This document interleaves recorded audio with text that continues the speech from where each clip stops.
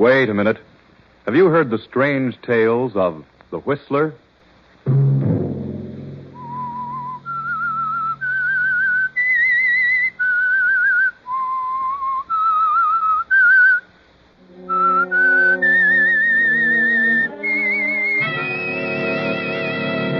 I'm the Whistler.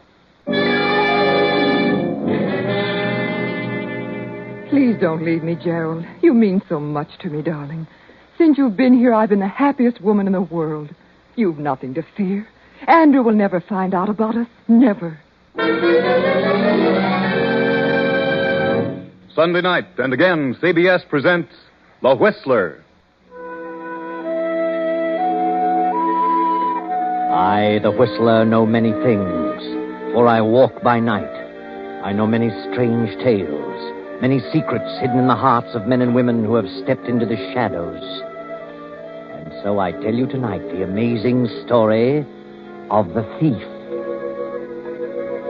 Catherine Ford sits in the library of the Ford mansion and ponders over the past. For 12 years now, she has been the wife of Andrew Ford, wealthy manufacturer. Andrew Ford is now retired and spending his time and money collecting gems. He has a daughter, Alice, whose mother died a few years after Alice was born. Alice is a lovely girl, and Catherine wonders what her own child might have been like at the age of 20. Catherine had a child 20 years ago, a child she hasn't seen for 19 years. She never told us. Hello? This, Mrs. Ford? Yes? Like to have a talk with you, Mrs. Ford. What about? I have some information that might interest you. Information? My name is Harry Jones. If you want to see me, come here to my home. Well, I could, but I'd rather you come to my place. My address is 217 East 20th Street, apartment 110. What's this about? I'll tell you when you get here. I have some good news for you. I'll not come till I know what your business is. Oh, this is no kidnapping trick. I've really got some news for you, interesting news. What about? About George Watson. George? Very well. I'll come right now. The address again? Apartment 110, 217 East 20th Street.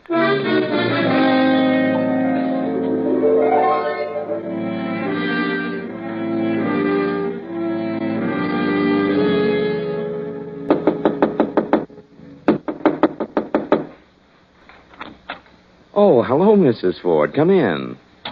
Well, what do you want, Mr. Jones? Recognize me, Mrs. Ford? Well, your face is certainly familiar, but I... Well, don't I look a little like George Watson? Yes. Yes, you do. You do resemble George Watson. Well, I ought to. I'm his brother. His brother, Harry. What? His brother? Yes. Don't you believe me? Where is George? Don't you know where he is, Mrs. Ford? Well, I imagined he was dead. Dead? Of course, after 7 years, You imagined it, but you weren't sure. No. Do you know where he is? I've got a pretty good idea, but he isn't dead. I was only 17 when I married George. I didn't know he was a safecracker till after the baby was born, and he took the baby and disappeared. Then I learned he'd killed an officer in a robbery in Kansas City. I tried to locate him, but he'd gotten away. Yes, well, Mrs. Ford, this doesn't really concern George. What about the baby? What do you know of him? You're married again, aren't you? To a millionaire? Yes, I've been married 12 years. Oh, by the way, did you ever get a divorce from George? No, I hadn't heard of him, and after 7 years, a man is supposed to be dead. Did you get a court decision on that? No. I didn't know it was necessary. Oh, I'm sure it is necessary. Unless you've got a court decision, you're still married to George. You'd better look into the matter. How long since you've seen George? Well, it's been a long time. But I'm sure he's alive. After he left you, he came to my place with the baby. He stayed with us for a while, and then he pulled this bank job and had to disappear. I heard from him a few times, but I haven't seen him. Where's my son? About a year ago, I found out who you were. Now, well, things have been kind of tough for me lately, so I thought I'd get in touch with you and see if you couldn't do something for me. I've not been able to work for some time. I had an accident over a year ago. Where is my son? Oh, he's here, Mrs. Ford. Oh, may I see him? Oh, yes. That's why I asked you to come here. Do you call him Gerald? Yes. Call him Jerry for short. Oh, he knows I'm his uncle. I've told him that his father is dead and that someday I'll find his mother, but now I've spent considerable money on Jerry, and, well, now that I've found you, I thought you might like to take him over and sort of reimburse me a bit. Oh, of course, I'd be glad to. How much do you want? Well, George sent us very little, so I'd say 18 years at $400 a year would be to $7,200. Would that be all right? $7,200? Well, I don't think I could get that sum all in a lump. I could certainly use it. I'm way in debt, doctors and so forth. But I could pay you as time goes on. All right. By the way, does your husband know about your marriage and your son? No, I've never told him. I can give you $1,000 now. Oh, all right. Of course, I'll expect you to take him off my hands now. I've told him all about this. I understand. But if I do take him to my place, how will I explain to my husband? Oh, I've got that all figured out, and I've told Jerry about it. He understands. You tell your husband that your nephew is arriving in town, and he's going to live with you, and later on you can make your own plans. Very well. Oh, may I use this pen? I'll write a check. Oh, yes, yes. You should be grateful for this. You can give your son the things that he deserves. Very well. He'll be my nephew, George Watson. I'll pick him up here tomorrow. But first, I must see him. Oh, certainly, certainly. Jerry! Jerry, come in here. Yes, Uncle Harry? Come in, son. Come in. Jerry, this is your mother. Yes, I know. I knew you were coming, Mother. Oh, Gerald, darling. Why, Uncle Harry, she's beautiful. Are you sure? Oh, yes, son. I'm sure she's your mother. And her name is Catherine. Looks just like George, doesn't he? Oh, yes, just like... Oh, Gerald. Gerald, my darling. I just can't believe it. You're so lovely. You're not at all like I imagined. I thought that... Oh, darling, this is the happiest moment of my life. You don't know what it means, Gerald. For 19 long years. No. I understand, Mother. Oh, I'm sorry, darling. Well, now what do we do? You understand my situation, Gerald. Yeah, I'm sort of a ghost out of the past. So I guess I'll have to be your cousin or your nephew or something. Then tomorrow I'll pick you up, bag and baggage, and take you to my place. You're my nephew from, well, we'll say Kansas City. Well, that's good. Kansas City. Oh, and darling, I'll try to make up for all those long years. I'll try so hard. I'll call for you at 3, and we'll get some new clothes and everything. Oh, thanks. I could sure use some. Oh, it's late. I must run along now. Could I see you a moment outside, Harry? Oh, I'll leave. Good night, Mother. Good night, darling. Here's your check for $1,000. Mm-hmm. I'll give you more as soon as I can. Oh, believe me, I'm so grateful. He's a lovely boy. 20 years. Doesn't seem possible. No. I'll see you now and again, Mrs. Ford. I'll expect a little as often as possible. Oh, yes, of course. I'll do my best. Yes, you wouldn't want your husband to know. Why do you keep saying that? I don't like that. It sounds almost like blackmail. Oh, Mrs. Ford. Well, I'm sorry. I didn't mean it that way. Good night. I'll see you tomorrow.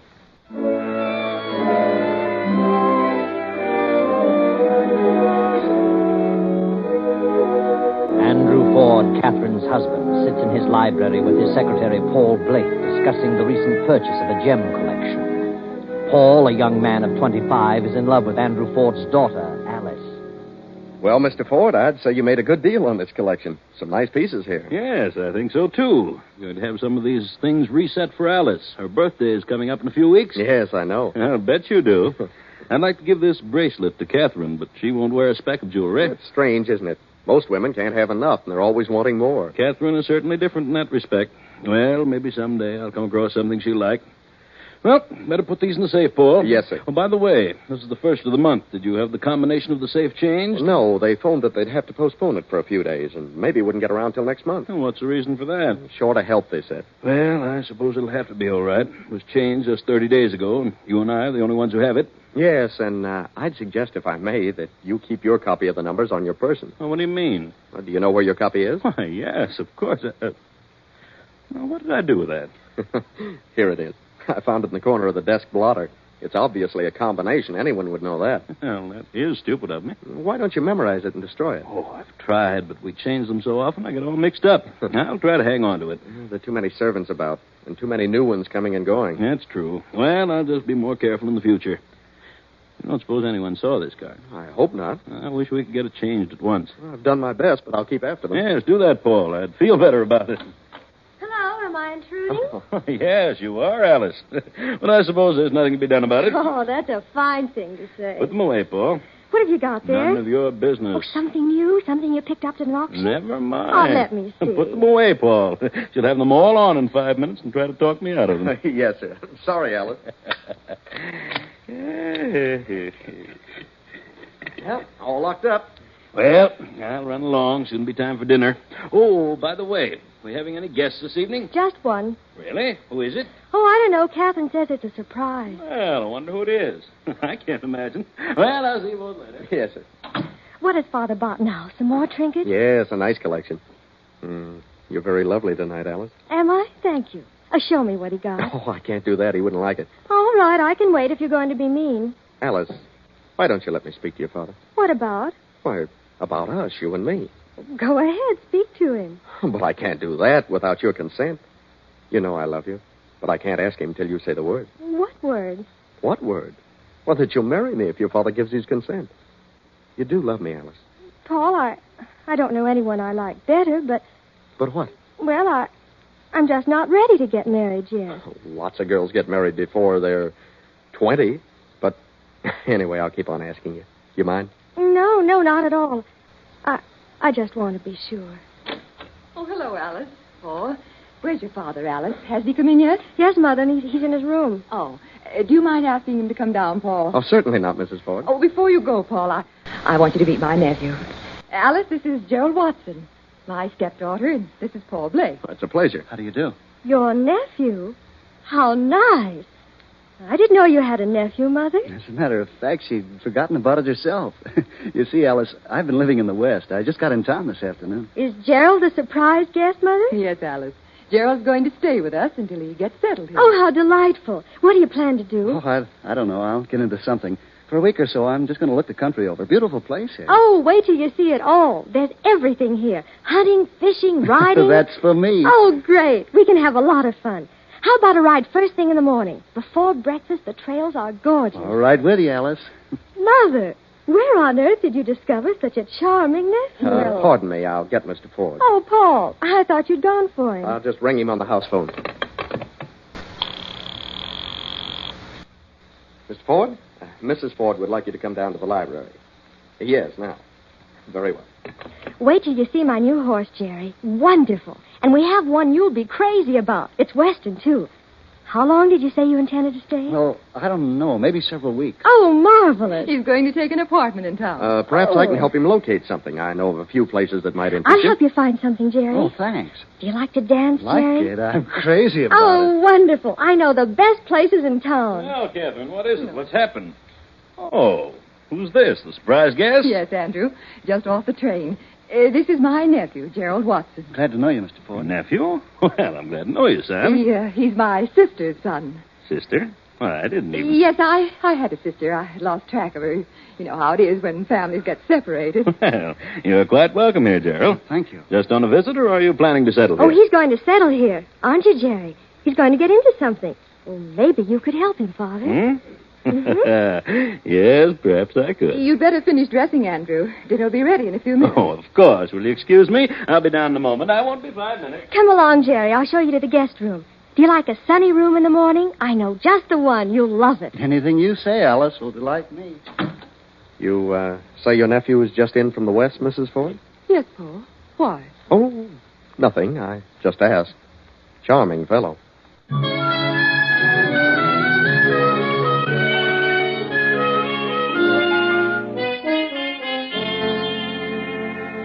2 days pass, 3, 4, then 2 weeks go by. Alice has helped Jerry find an apartment, but he still continues to spend most of his time at the Ford estate.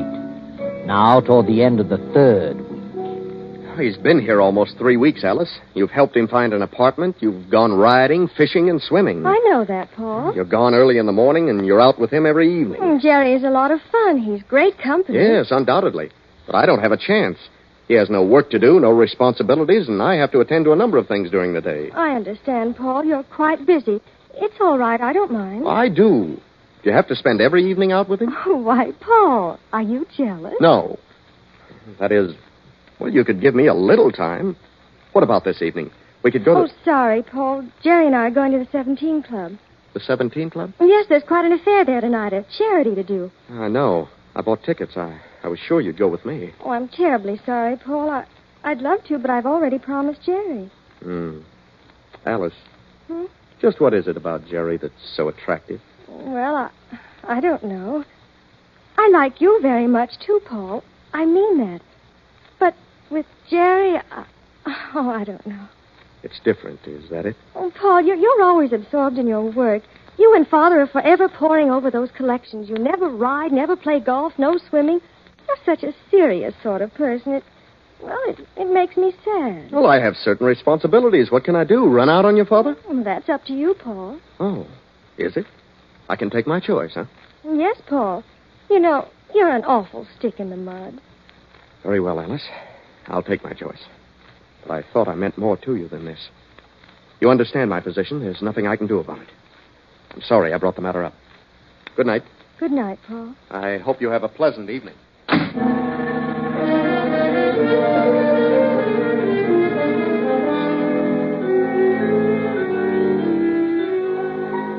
3 more weeks pass, and Paul and Alice continue on unfriendly. Jerry still has found no business connection to his liking, and he manages to spend much of his time at the Ford estate. The richness of his environment seems to have gone to his head. He's been spending money as though it were water, and Catherine finds her allowance taxed to the limit. What is it, Gerald, darling? What's wrong? Come in and close the door. I've got to have a talk with you, Mother. Of course. Are you ill? No, not exactly. Well, Gerald, what is it? Tell me. I've got to have some money right away. Money? But, darling, I've given you every cent I can for the present, and I've had to give your Uncle Harry quite a sum. I've got to have some money. But please be reasonable, Gerald. I'll let you have some as soon as I get it. When? In a week or so. The 15th. I've overdrawn my account now. You've just got to cut down, Gerald. I know. And that's the trouble. I tried to make things easier for you. I tried to make some quick money. What? You've been gambling, is that it? Yes, I was sure I could make enough to meet my own expenses, but, well, the breaks were all against me. Jerry, why did you do it? Why? I told you why. It's a place Uncle Harry knew about. When was this? Over a week ago. It's a tough outfit, and now they're making it hot for me, threatening me if I don't pay by tomorrow noon. Threatening you? Did you write a check? No, I'm not that crazy. Well, then how can they threaten you? Jerry, you mean they threatened your life? Yes, this gambler that I owe it to knows who I am. What? You mean he knows you're my son? No, I mean he thinks I'm your nephew. So he figures I can get the money if I really have to. Oh, he's bluffing you. Tell him you'll have the money in 2 weeks. How much is it? $4,000. $4,000?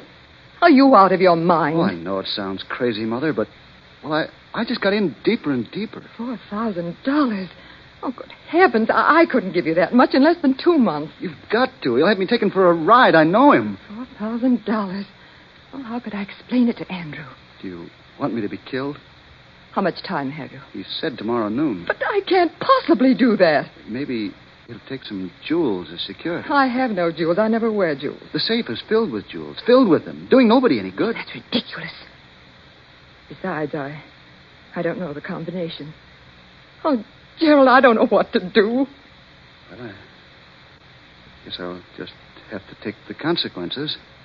I'm stuck. Well, try to stall him. At least you can try. If he doesn't accept that, then I'll have to go to Andrew. Yeah, Andrew. He couldn't spend all his money if he tried. Okay. I'll see what I can do, but I don't think it'll work. Good night, Mother.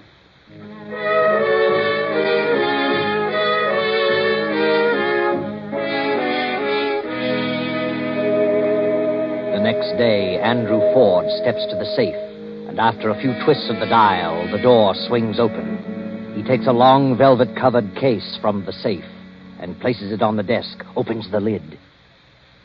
Great Scott. Bracelet, emerald ring. Paul, come here. What is it, Mr. Ford? What's wrong? Look in that case. The diamond bracelet is gone. Yes, and the emerald. And several other smaller pieces. Well, how do you like that? 5 pieces gone. Is the combination set? Of course. can't understand this. Well, why do you suppose the other pieces were left? I wonder. Well, only you and I know the combination. That's right, Paul. And you certainly wouldn't steal your own jewels. No. Well, that sort of puts me in a very embarrassing position. Unless... Unless what? The card you left on your desk bearing the numbers. Do you suppose, well, that someone in the household did see that? You mean Alice or Catherine? Why, that's ridiculous. Jerry wouldn't know because I found the card before he came here. Of course, one of the servants might have recognized the numbers as being a combination. Perhaps that's it.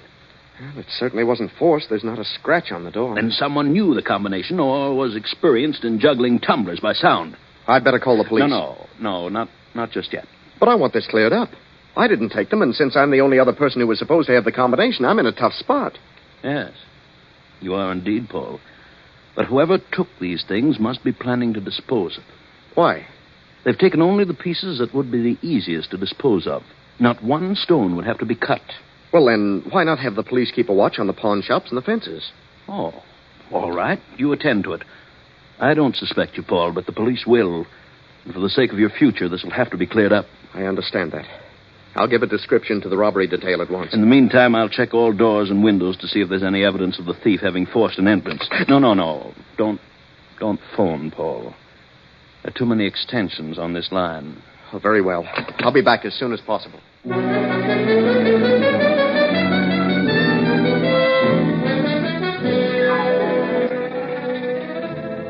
Paul hurries into town to make his report to police headquarters. Meantime, Andrew is inspecting every window and door of the mansion. Finding no clue of a forced entrance after 2 hours, Andrew decides to give up and return to the library. The library door is slightly ajar, and as he stops, he hears voices coming from within. Darling, I don't understand. Why must you leave me? I can't stay here forever. Why not? Well, suppose Andrew finds out about us. How can he? He never know. Yeah, but he might. And the thought of it gives me the jitters. Oh, Gerald, please don't go. You mean so much to me, darling. Since you've been here, I've been the happiest woman in the world. Oh, we can meet now and then, out of town. Now and then. How can you say such a thing? I couldn't stand it. Oh, darling, don't go. I love you so much. I stayed here, and Andrew did find out. No telling what he might do. Why take a chance on losing all this wealth? I don't care about it. All I want is to have you near me always. I'd better go. I've got to. I'll come back in a month or so. Goodbye. Goodbye, darling. Aren't you even going to kiss me? Of course. Well, what's the meaning of all this? Andrew! So, this is an example of the embrace of a nephew and aunt. Heard every word you've said in the past minute or so. Nephew. You expect me to believe that now? But, Andrew, he's You're not... lying. I know what he means to you. I know what he is. I never mentioned a sister or a brother until he popped up. You're wrong, Andrew. You don't understand. In my own house under my very nose. I ought to kill the both of you. Get out. Get out, both of you. Andrew! Get out before I do something I'll be sorry for. Now, wait a minute. Get out, you sneaking little rat. Mr. Ford, we got them. This is Captain Ellison. They caught this man here trying to sell the bracelet. Who is this man, Captain? Name is Harry Watson. Where did you get this bracelet? Why, a fellow gave it to me for a gambling debt. Gave it to you? I don't believe that. You were in with one of the servants here. Someone let you in and gave you the combination of that safe. That's crazy. Oh? Then you must have juggled the tumblers. There wasn't a mark on the door, not a I scratch. tell you, a fellow gave me this bracelet. If you want to save your neck, you better start talking. Who was this fellow? That bracelet is stolen property. That means 10 years unless you talk. I didn't know it was stolen. Where's the rest of it? Ask him. He gave it to me. Gerald, oh, good heavens. He's lying. Where would I get it? He gave it to me to pay off a debt. I don't know where he got it from. Maybe somebody gave it to him. So you're a thief as well, Gerald. Where did you get that combination? Now, wait. Gerald didn't have the combination. He didn't have the jewels. I took them. What? Why? This man, Watson, is lying. I gave the jewels to Watson myself. For what reason? To keep his mouth shut. That's a lie. He was blackmailing me. He knew something about me that I didn't care to have known. He called me to his home. I've been paying him ever since. I ran out of money, so when I learned the combination, I gave him some of the smaller jewels. That's where he got him. Gerald had nothing to do with it. I didn't blackmail him. I can prove it by a canceled check. What did he know about you, Catherine? Well, Did he really know something? Or are you just trying to protect this man, Gerald? I took them. I tell you, what else matters? Catherine, I don't believe you. I paid Harry Watson Because he found out that Gerald was my son. What? Your son? Yes. When I was a kid, I married George Watson, Harry's brother. Shortly after Gerald was born, I found out that George was a crook. He almost got caught in a vault robbery. He ran out of town and took the baby with him, left Gerald with his brother Harry, and I never heard about either of them again. I knew nothing of Harry until he called me. He says George is still around. But I thought that after 7 years, a man is legally dead. He said, I'm not really married to you unless the court gave that decision. I didn't know that. Well, Watson, she has the check. You're stuck with blackmail. She's lying. I never mentioned blackmail. I never threatened her. And what's more, I didn't even say Jerry was her son. You did. I told her Jerry was her nephew. I asked her to help the kid out, give him a chance to do something. I've never done much for him, and I was too old to do much now. Why, you said you raised him. I was even paying you for that. I did raise him, but I didn't say that he was your son because he isn't. He's my son. I can prove it. Your son died a year after George left him with us. I can prove that. You're just trying to railroad me. You took those jewels and gave them to Jerry. Wait a minute. You opened that safe, Catherine? Yes. Then prove it. Step over there and open it now. Open it? Yes, open it. You see? You can't. No. And where did you get that combination, Jerry? I didn't have the combination. She did give them to me. And as far as I can see, all three of you are stuck. Oh, no, Captain. Jerry and Harry Watson are stuck, but not Catherine. Because Jerry can't prove he didn't know the combination, and Catherine can't prove she did. If Catherine thinks this boy is her son and she's trying to protect him, the only way she can prove she opened the safe is to open it now. And she'd do that if she possibly could. Hand over the rest of those jewels, Jerry. All right. Here they are. I'm telling the truth about Jerry. Yes? Maybe you are now. But if Catherine was willing to sacrifice herself for this boy, then you must have convinced her that he was her son. You can take them away, Captain. I'll prefer charges in the morning. Yes, sir. Come on. Oh, by the way, Watson, I'd like to talk with your brother George. Well, George was killed by the police in Kansas City 3 weeks after his baby died. Oh? You see, Catherine, you've just been the victim of a couple of clever schemers.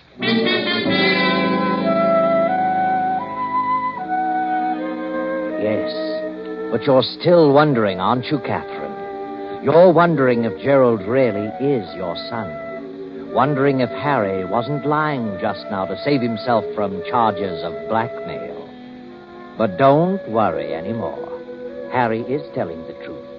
Jerry isn't your son. Your son and his father were both dead many long years ago. But there's one thing you'd all like to know. How did Jerry get that combination? Well, Jerry had an eye on that safe, and he worked with it several times. Now, Paul knew this and deliberately left it unlocked one night, knowing that Jerry would keep trying to open it. And he did. Then Paul put the police on Jerry's trail, and they followed through till Harry Watson tried to peddle the bracelet. Paul didn't do a thing, just forgot to lock the safe. Very simple.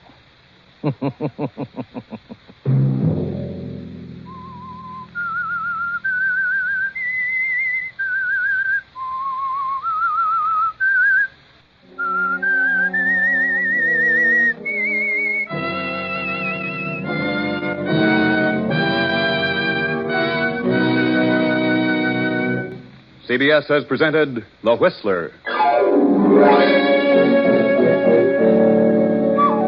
Original music for this production was composed and conducted by Wilbur Hatch. The Whistler is written and directed by J. Donald Wilson and originates from Columbia Square in Hollywood. Next Sunday night at 8:30. I, the Whistler, will return to tell you another unusual tale.